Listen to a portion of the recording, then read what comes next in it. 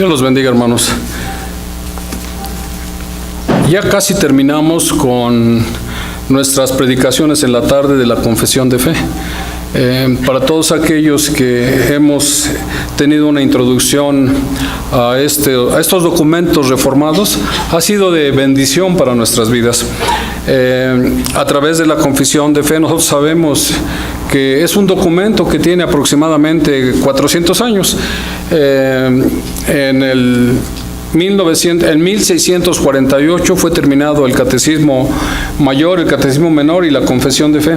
Y desde entonces estos documentos han servido no solamente para transformar la vida de las personas, porque es un documento que después de que los reformadores ampliamente fueron iluminados por el Espíritu Santo, estos hombres de Westminster tuvieron por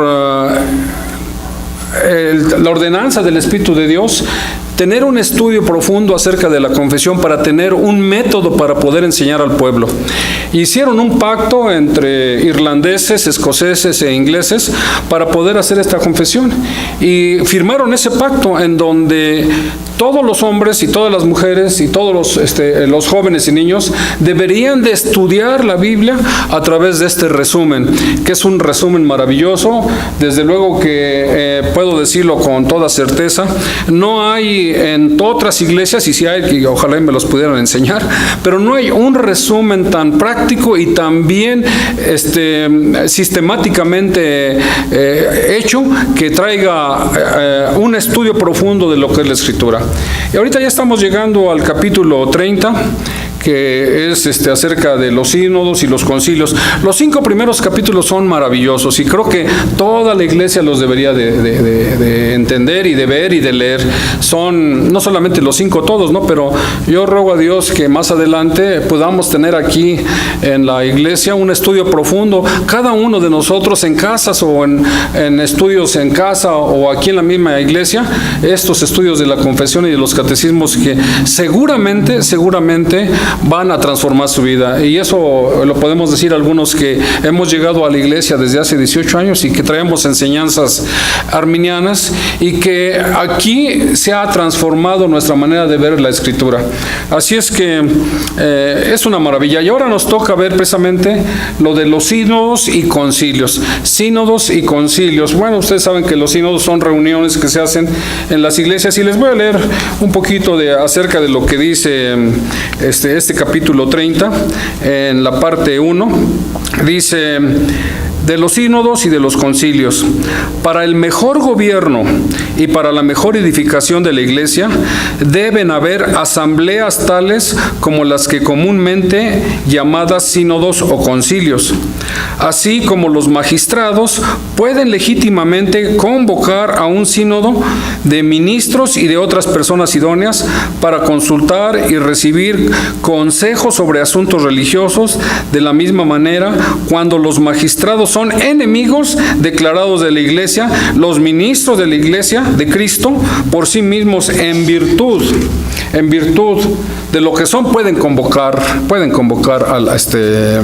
a estos sínodos. Y en la parte 3, dice: corresponde a los sínodos y a los concilios resolver ministerialmente las controversias sobre fe y casos de conciencia, establecer reglas e instrucciones para el mejor orden de la adoración pública y gobierno de su iglesia, recibir reclamos en casos de mala administración y resolverlos autoritativamente. Estos decretos y determinaciones, si están de acuerdo con la palabra, deben de ser recibidos con reverencia y sumisión, no solo por estar de acuerdo con la palabra, sino también por el poder con el cual son hechos, como ordenanzas de Dios instituida en su palabra para este fin. Así es que, hermanos, pues aquí podemos ver que a lo largo de la iglesia, pues siempre ha habido conflictos, ¿verdad? Todas las iglesias desde el inicio ha habido conflictos de todo tipo, tipo, conflictos de cuestiones inmorales, conflictos de mucha índole de situaciones, pero los conflictos doctrinales son conflictos que verdaderamente pueden empañar la visión que la iglesia pueda tener de la obra de Jesucristo. Y vamos así a entrar de una manera yo quisiera tranquila, y espero que me soporten un poquito con esto. Vamos a entrar al estudio de un concilio. ¿Se acuerdan ustedes que Pablo había regresado de su primer viaje? Había salido de Antioquía. En Antioquía la iglesia lo manda al primer viaje, baja a Seleucia y de ahí a Salamina, entran en las sinagogas, predican a Jesucristo crucificado, porque el mensaje de Pablo y de todos los apóstoles es este, y es el mensaje que ha cambiado y ha transformado a las naciones.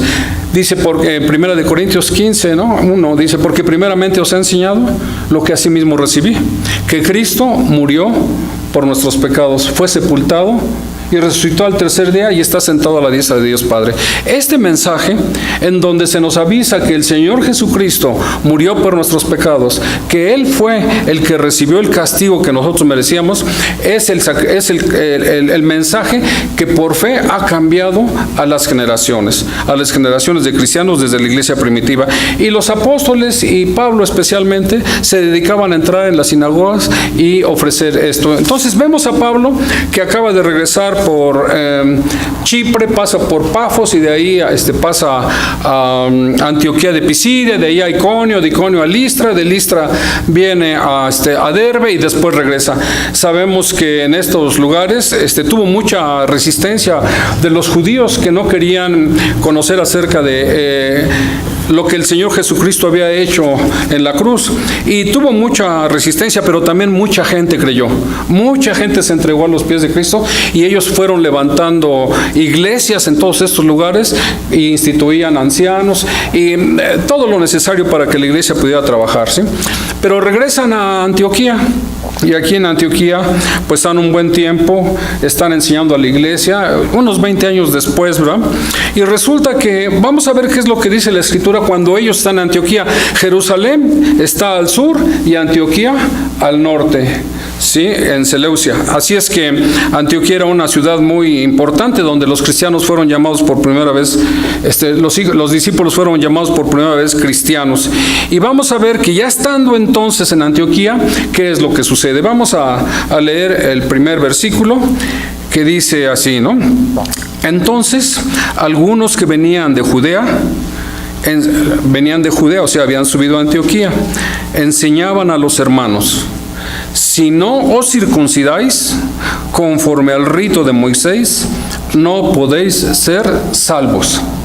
Fíjense ustedes, hermanos, como de los mismos hermanos que venían de Judea, porque son fariseos que ya recibieron a Cristo, pero que estaban viviendo en Judea, estaban viviendo en Jerusalén, y venían a Antioquía para visitar la iglesia, venían a Antioquía para visitar a la iglesia, pero cuando llegaron, ellos traían su propio concepto de enseñanza, ¿verdad? Y le decían a los gentiles que habían creído, que no eran judíos, les decían: ¿sabes qué? Te tienes que circuncidar. Te tienes que circuncidar para tener una identificación con nosotros. Sabíamos que para la circuncisión, que se requería que la gente que viniera de otros pueblos que no fueran los judíos, para tener parte del pueblo tenían que ser circuncidados, ¿verdad? Entonces él decía: pues te tienes que circuncidar conforme al rito de Moisés, pero la situación iba mucho más allá. Ellos no solamente querían la circuncisión, sino querían que los nuevos cristianos, los de Antioquía, pudieran hacer las obras que se hacían en la ley de Moisés, con el propósito de guardar las obras y de poder ser salvos. Entonces esto fue un asunto muy grave, porque pues siempre se han levantado gentes que tratan de opacar la obra de Cristo, que tratan de minimizar el sacrificio de Cristo. Y los cristianos debemos de hacer como hizo Pablo. Dice en el versículo 2: como Pablo y Bernabé tuviesen una discusión y contienda no pequeña con ellos. O sea que imagínense ustedes, hubo una discusión y un pleito ahí en la iglesia. Unos decían, ¿sabes qué? Tienen que circuncidarse, guardar la ley, cumplir los mandamientos para que ellos puedan tener la salvación asegurada. Y Pablo decía, no es así. El sacrificio de Cristo es suficiente. Y hubo una discusión, y como los judíos que venían tenían cierto prestigio porque venían de Jerusalén, en Jerusalén estaba la fuente donde todas las iglesias habían emanado. En Jerusalén se suponía que estaba la gente más conocedora y que había inclusive caminado con el Señor, ¿verdad? Entonces había mucha confianza de los que venían de Jerusalén y querían de alguna forma obligar a los que eran gentiles que les hicieran caso a lo que ellos querían. Esta contienda fue tan grande, fue tan mayúscula, que la iglesia empezó a sufrir. Imagínense una contienda en la iglesia de este tipo, cómo hace sufrir las almas de las personas. De verdad, creo que algunos de los que estamos aquí hemos pasado por situaciones, si no acerca de la fe, pero sí acerca de algunas prácticas, que cuando estamos en la contienda nos ha hecho sufrir de tal forma que ni siquiera podemos dormir. Y la mente está piense en cuál vendrán a ser las situaciones que van a pasar, cómo poder resolver los problemas. Pues así estaba esta iglesia. Estaba totalmente preocupada por todo esto, y a fin de cuentas, después de las discusiones, dice que se dispuso que subiesen Pablo y Bernabé. ¿A dónde? A Jerusalén. Y también, desde luego, algunos de estos judíos que venían, que también subieran a Jerusalén. Y que subieran a Jerusalén para ver a los apóstoles, que son los que tenían la doctrina de Cristo con más claridad, ¿no? A los ancianos para tratar esta cuestión. Dice el versículo 3, ellos pues, habiendo sido encaminados por la iglesia, pasaron por Fenicia, Samaria, contando la conversión de los gentiles. Están en Antioquía, vienen a Fenicia y a Samaria, y a las iglesias que van pasando, porque vienen caminando, van entrando a las iglesias y les va contando Pablo y Bernabé, oye, ¿qué creen que pasó? Fuimos a este viaje y las gentes se están convirtiendo a Cristo. Los gentiles creen en el Señor Jesucristo. El Señor Jesucristo es poderoso y ha convertido a mucha gente. Estamos contentísimos porque no solamente con nosotros los judíos ha hecho misericordia, sino también con ellos. Así es que venían a dar buenas nuevas, ¿verdad? Venían, y cuando lo oían las iglesias se regocijaban, estaban contentas, decían, qué poderoso es nuestro Señor, que ha convertido a aquellos que son idólatras, a aquellos que buscan a los ídolos, y el Señor ha tenido misericordia de ellos y los ha convertido. Así es que Pablo y Bernabé hicieron un viaje que llevaban buenas nuevas a las iglesias. Y aquí sucede que cuando llegaron, dice aquí que causaban, ¿qué? En el versículo 3, causaban gran gozo a los hermanos. Bueno, pues después de haber terminado su viaje, llegan a Jerusalén, versículo 4. Y allí en el versículo 4 fueron recibidos por la iglesia que estaba en Jerusalén, por los apóstoles y por los ancianos gobernantes que ahí estaban, ¿sí? Y cuando llegaron les dijeron todo lo que había pasado, les platicaron acerca de la discusión que había habido con los judíos que estaban enseñando la circuncisión y guardar la ley, y todas estas cosas que Dios había hecho, ¿no? Y en el versículo 5 dice... Aquí podemos ver quiénes son los que subieron. El versículo 5 dice, pero algunos de la secta de los fariseos que habían creído se levantaron diciendo, fíjense, la secta de los fariseos, o sea, gente que se supone que era muy estricta en guardar las ordenanzas de la Escritura y tenían cierto prestigio de ser hombres rectos, de ser hombres correctos. Tenían fruto, muy buen fruto que mostrar a las demás gentes, ¿no? Y tenían un fruto maravilloso, pero había un problema con la raíz. Estaban fallando en lo esencial, estaban fallando en no ver el sacrificio de Cristo. Y estas personas que estaban en Jerusalén ya habían tenido noticias de cómo el Señor Jesucristo había transformado a los gentiles. Allí en el capítulo 10 de este mismo libro, se acordarán ustedes que vemos a Pedro cuando es llamado por Cornelio, el centurión. Cornelio el centurión está en su casa y un ángel le dice: oye, Cornelio, tus oraciones han sido escuchadas. Mira, ve y manda llamar a Pedro, que está en Jope, en la casa de un hombre curtidor, y dile que venga, él te tiene que decir algunas cosas que yo quiero que sepas. Y entonces Cornelio manda a 2 de sus soldados más fieles y parten esa noche, y al otro día llegan a Jope. Y cuando ellos llegan a Jope, Pedro está en la azotea esperando para que le preparen los alimentos, está orando y ahí tiene una visión. ¿Se acordarán ustedes de esta visión? Que él ve que baja un manto con animales y que se oye una voz que le dice: Pedro, mata y come. Y Pedro dice: Señor, por mi boca nunca ha entrado ninguna cosa inmunda, ¿cómo me dices que mata y coma? Y esto sucedió una vez y otra vez, 3 veces. Y después Pedro estaba pensando en eso cuando estos hombres llegaron a la casa de Simón, y Pedro, el Espíritu Santo le dice a Pedro: baja, porque ahí te están esperando. Y cuando él baja les dice: yo soy, ¿qué es lo que quieren? Y ya le platican ellos: fíjate que Cornelio nos manda por ti, se le apareció un ángel y nos dijo que viniéramos por ti, vamos, acompáñanos. Y él regresó a la casa de Cornelio. Cuando llega a la casa de Cornelio, ya está Cornelio esperándolo con sus mejores amigos, con su familia. Y le dice: oye, pues aquí estoy. Inclusive cuando llega Pedro, Cornelio se hinca delante de él y le adora. Y dice: párate, yo también soy hombre, no hagas esas cosas. Y entonces le dice: ¿para qué me mandaste llamar? Le dice Cornelio: oye, fíjate que estando yo aquí, escuché que el varón de Dios se paró delante de mí y me dijo que te mandara a llamar porque tenías cosas que decirnos. Y Pedro hace lo mismo que hace Pablo.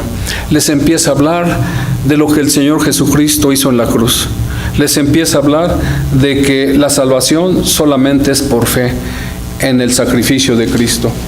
Y cuando él está hablando estas cosas, el Espíritu Santo cae sobre todos los que estaban en la casa de Cornelio y empiezan a hablar en lenguas. Cuando esto se sabe en Jerusalén, mandan llamar a Pedro y le dicen: a ver, ven para acá. Y ahí va Pedro a Jerusalén, y llegando a Jerusalén lo empiezan a regañar. Le empiezan a decir: oye, ¿cómo es posible que tú te hayas metido a la casa de los gentiles? Si un judío no puede entrar a las casas de los gentiles, ¿por qué entraste ahí? Y Pedro les empieza a relatar todo lo que pasó. Y para abreviar un poco esto, le dice Pedro a los judíos que estaban en la iglesia de Jerusalén: cuando empecé a hablar con ellos del Evangelio, el Espíritu Santo cayó sobre ellos y empezaron a hablar en lenguas. ¿Quién era yo para impedir que el Espíritu Santo también trajera a gentiles a su pueblo? Este asunto sucedió antes de que pasara esto de Antioquía. Estos judíos que fueron a Antioquía a perturbar la iglesia de Antioquía donde estaba Pablo, ya sabían esto. Pero siempre hay gente que dentro de las iglesias piensa las cosas que deben de ser como ellos creen que deben de ser y no se apegan a la Escritura. Nosotros tenemos la Escritura para poder confiar en ella. La Escritura es la regla que tenemos y haremos bien en estar atentos a ella. No hay otra cosa mejor que poder escudriñar y estudiar la Escritura para obedecerla. No podemos agregarle absolutamente nada, ninguna tradición, ningún pensamiento. La Escritura tiene todo para que el cristiano pueda crecer en sabiduría para salvación, y tiene todo para tener una vida agradable a Dios. Bueno, versículo 5, quedamos que: pero algunos de la secta de los fariseos que habían creído se levantaron diciendo: es necesario circuncidarles y mandarles que guarden la ley de Moisés. Y se reunieron los apóstoles y los ancianos para conocer de este asunto. Y fíjense lo que dice en el 7: y después de mucha discusión, cuando vi esto que dice aquí, después de mucha discusión, hay veces que nosotros no estamos acostumbrados a tener esa discusión, a cambiar de nuestros pensamientos y sopesarlos a la luz de la Escritura.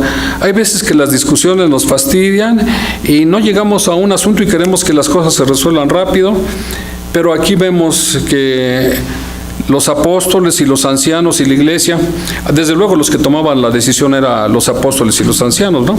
Pero después de mucha discusión, Pedro se levantó y dijo: varones hermanos, vosotros sabéis, como ya hace algún tiempo, que Dios escogió que los gentiles oyesen por mi boca la palabra del Evangelio y creyesen. Él está refiriéndose precisamente cuando fue a la casa de Cornelio.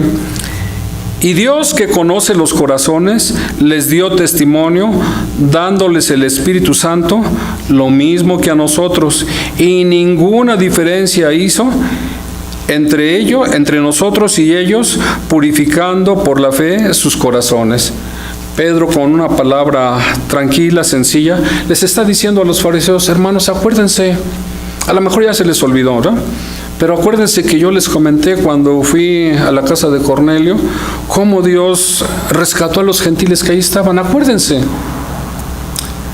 No se levantó de una forma agresiva a decirles: pues, ¿qué están haciendo ustedes aquí, no? Sino les dijo: acuérdense, ya ustedes tienen conocimiento de esto. Por favor, recuerden cómo el Espíritu de Dios se manifestó con los gentiles. Y después de decirles estas cosas, les hace una advertencia, ¿no? En el versículo 10. Ahora pues, ¿por qué tentáis a Dios poniendo sobre la cerviz de los discípulos un yugo que ni nuestros padres ni nosotros hemos podido llevar? ¿A qué se refiere con este yugo?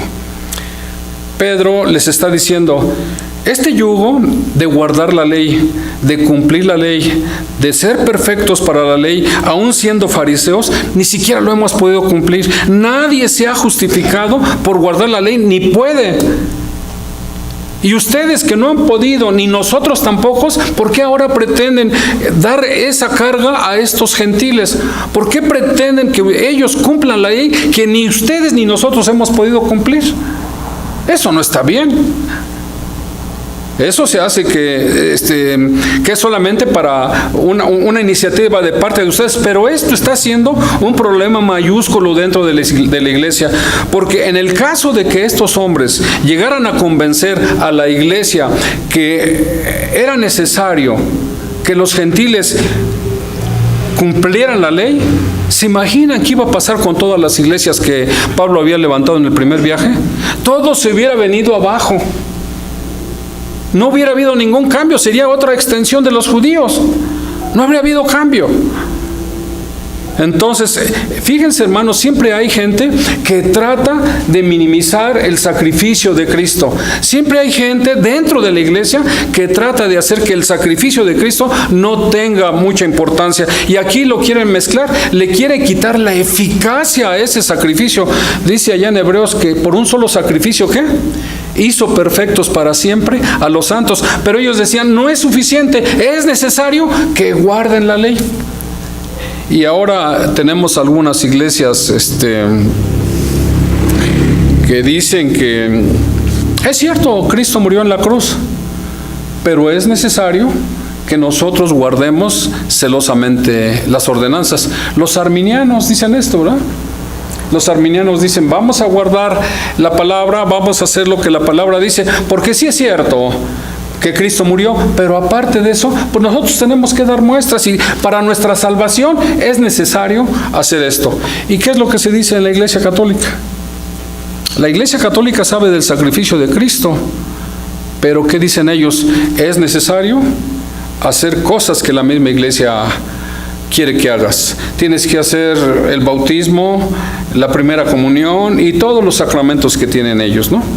Inclusive el bautismo para que los niños pierdan el pecado original, y el sacrificio de Cristo. Bueno, pues está bien, pero hay que hacer esto. Entonces hicieron una mezcolanza. Nosotros estaríamos como la Iglesia Católica si no se hubiera levantado aquí Pablo y Bernabé a tratar a impedir que fuera atacado el sacrificio de Jesucristo de una manera tan terriblemente mal. ¿Sí? Y por eso es que le están diciendo: ¿sabes qué? ¿Por qué quieren hacer eso? No es posible que ustedes quieran hacer eso. Versículo siguiente. Dice el 11, antes creemos, dice el apóstol, antes creemos que por la gracia del Señor, ¿qué dice? Seremos salvos, de igual modo que ellos. Entonces, lo que querían estas personas es tratar de que los nuevos convertidos se metieran a la ley judía para poder ganar la salvación. Esto es algo terrible, ¿no? Es algo como decir el sacrificio de Jesucristo no tuvo la eficacia ni el poder para salvar para siempre a los santos. Sí murió, pero es necesario. Y hay algunos inclusive dentro de la iglesia, he oído que dicen, oye,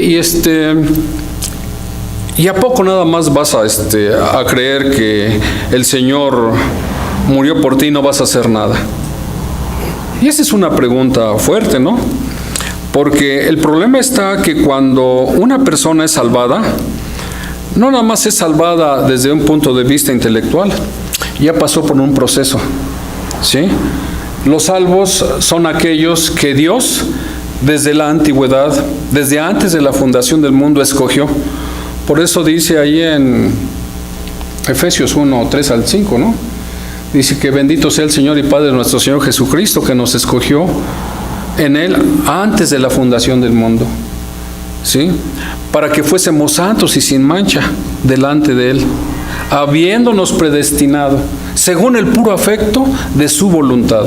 Así es que el Señor, que decreta y planea perfectamente su creación, de toda la masa de seres vivientes que van a vivir en el planeta de acuerdo con su decreto, Él escogió a unos en Cristo. Y a esos que escogió en Cristo, a esos son a los que va a salvar. Y para poder salvarlos, cuando ellos en su orden, en su tiempo nacen, les hace un llamado eficaz. A aquellos que son escogidos, les hace un llamado eficaz. Y después de que los llama eficazmente, regenera sus corazones, los hace nacer de nuevo. ¿Y qué es esto? Dice allá en Ezequiel 36, ¿se acuerdan ustedes que dice que quitaré el qué? El corazón de piedra y pondré un corazón de carne y pondré mi Espíritu Santo dentro de ustedes para que hagan lo que yo quiero?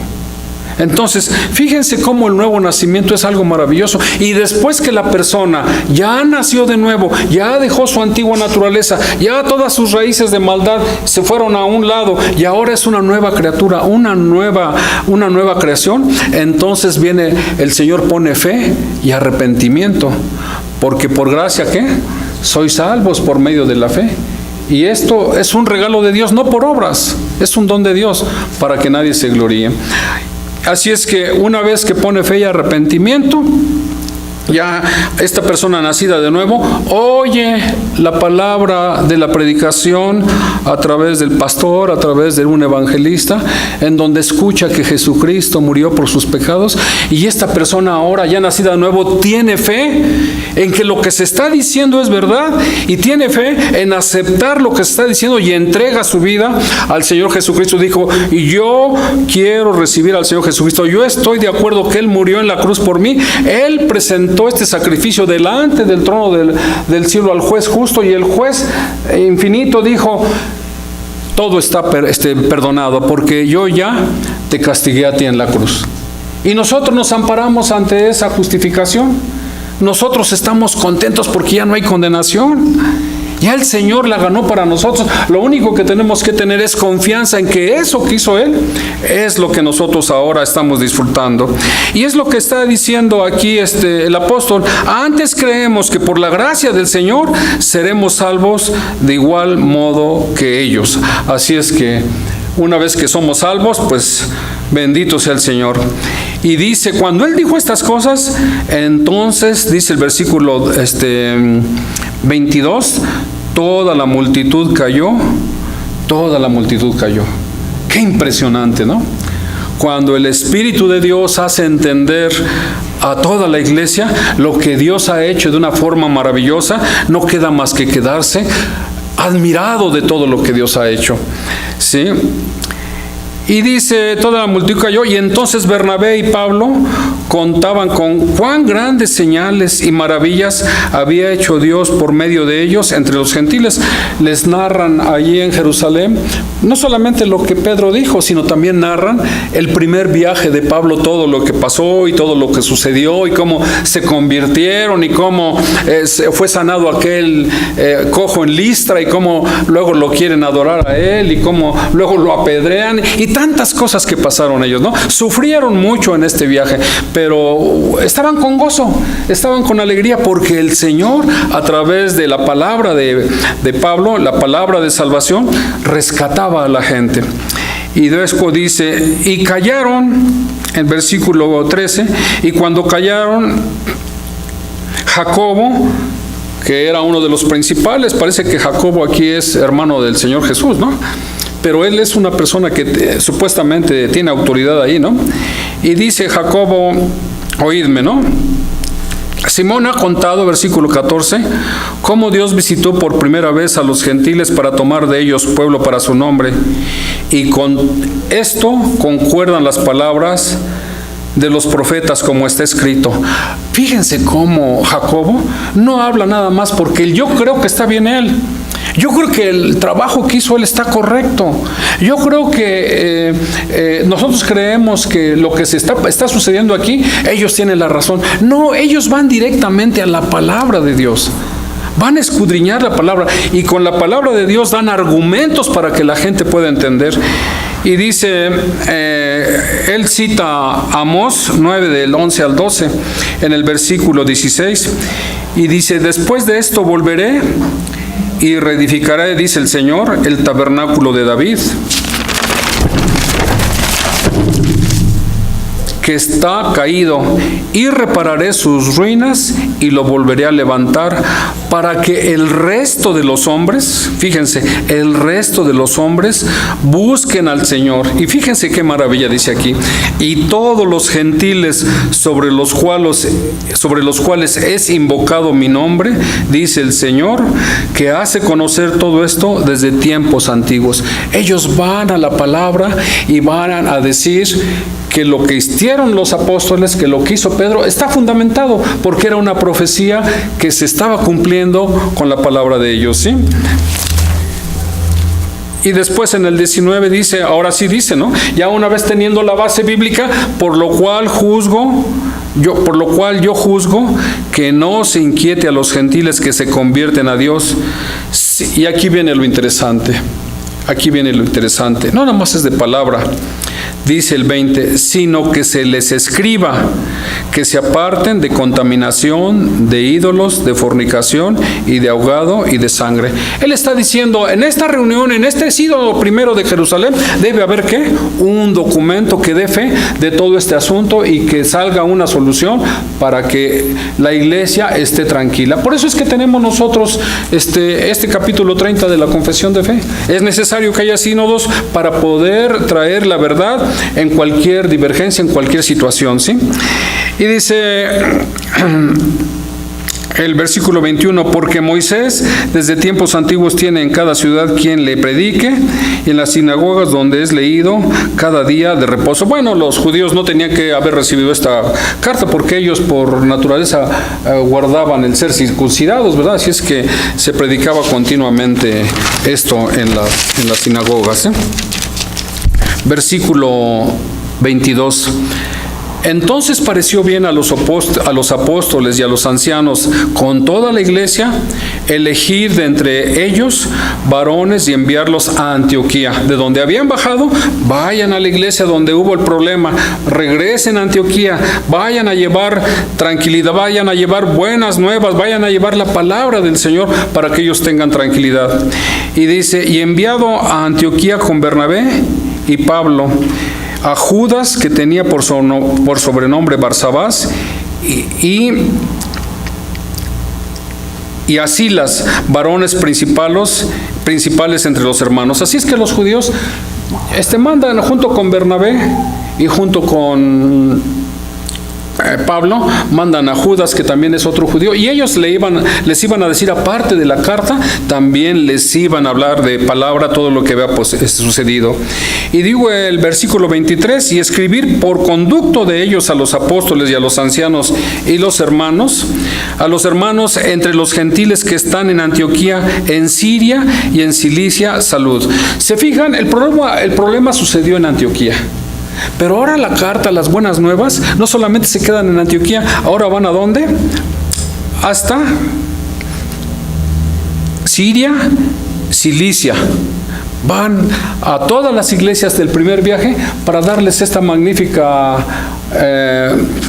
noticia de que no tenían por qué estar buscando la salvación por guardar la ley de Moisés, que ya ellos eran salvos por el sacrificio de Cristo.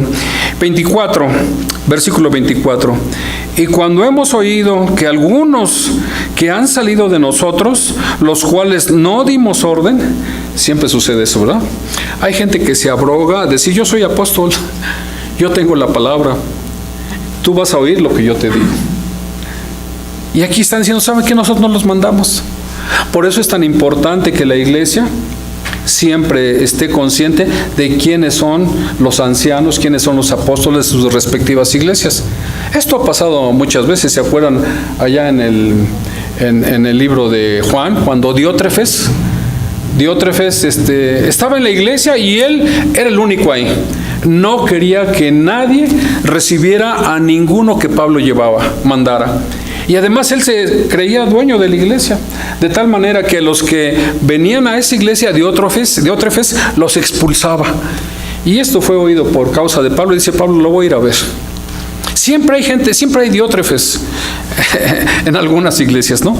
Pero aquí, con esta carta, pues se acaban todos estos problemas. Y aparte de eso, no solamente la carta, sino que también van testigos presenciales de todas estas cosas, que son Judas y se me fue el nombre de esta otra persona, pero también fue Silas, ¿no?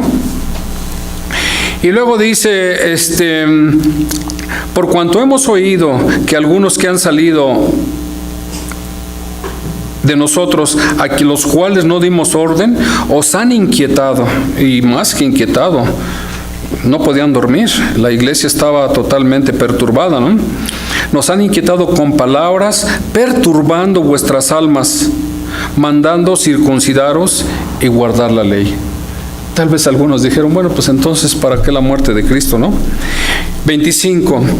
Nos ha parecido bien, habiendo llegado a un acuerdo, elegir varones y enviarlos a vosotros con nuestros hermanos amados Bernabé y Pablo.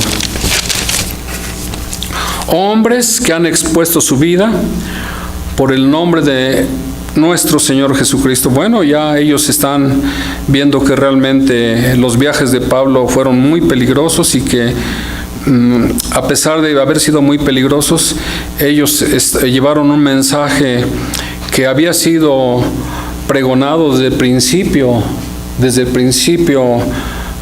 prácticamente desde Génesis, que aquel hijo de la mujer habría de venir y que habría de aplastar la cabeza de la serpiente, pero que la serpiente iba a morder su pie, ¿no? Iba a morir.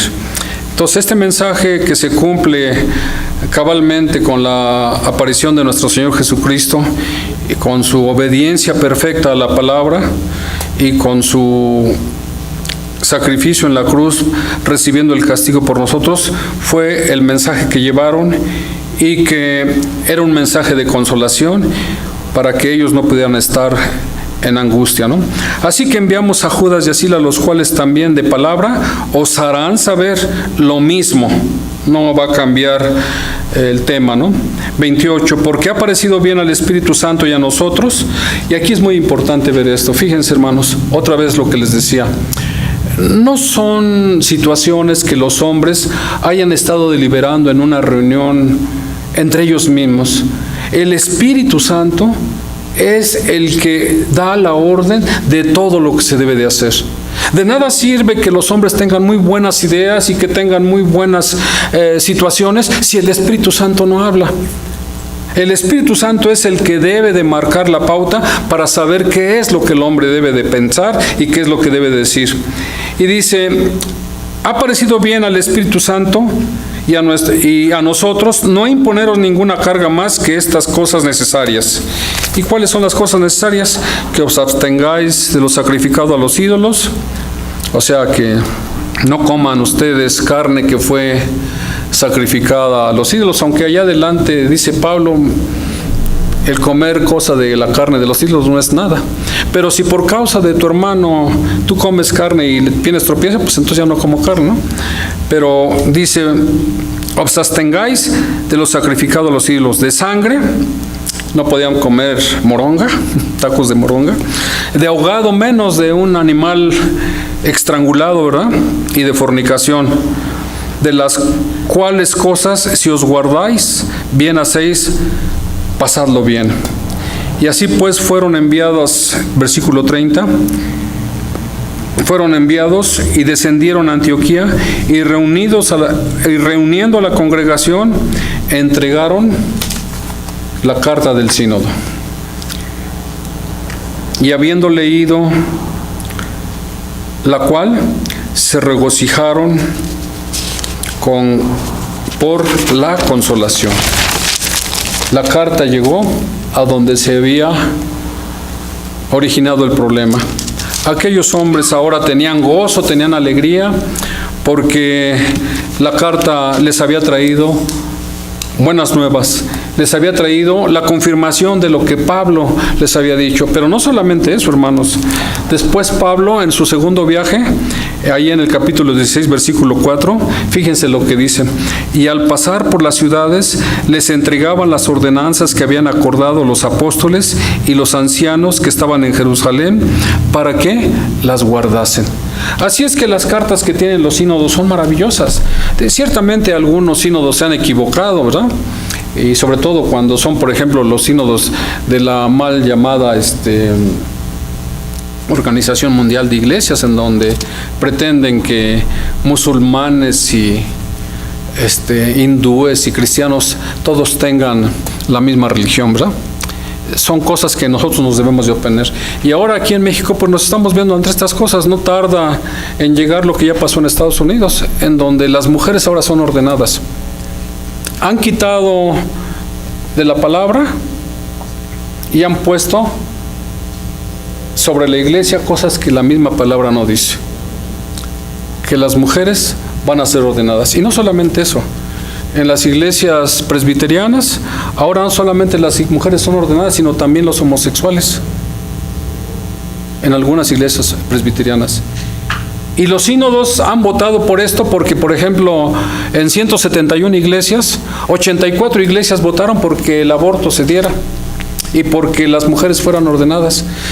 La iglesia está viviendo ahorita una situación difícil en nuestros tiempos. Estas cosas que hay en el mundo no tardan en llegar y meter situaciones difíciles en nosotros. ¿Cuál es la solución?